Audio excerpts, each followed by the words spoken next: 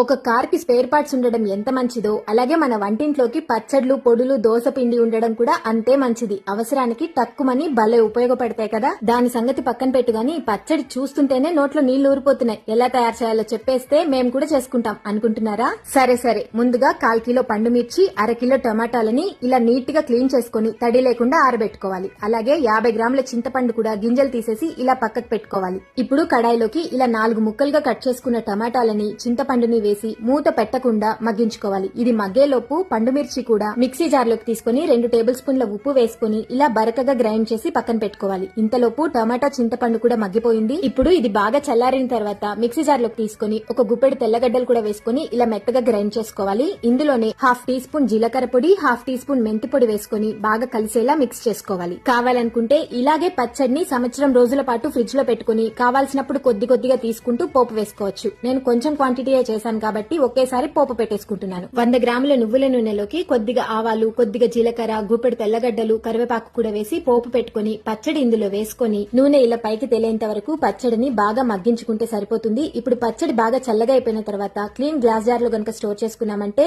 ఎన్ని రోజులున్నా ఫ్రెష్ గా ఉంటుంది. ఖచ్చితంగా ట్రై చేసి చూడండి. అలాగే పచ్చడి ప్రియులకి షేర్ చేయడం మర్చిపోకండి. Thank you.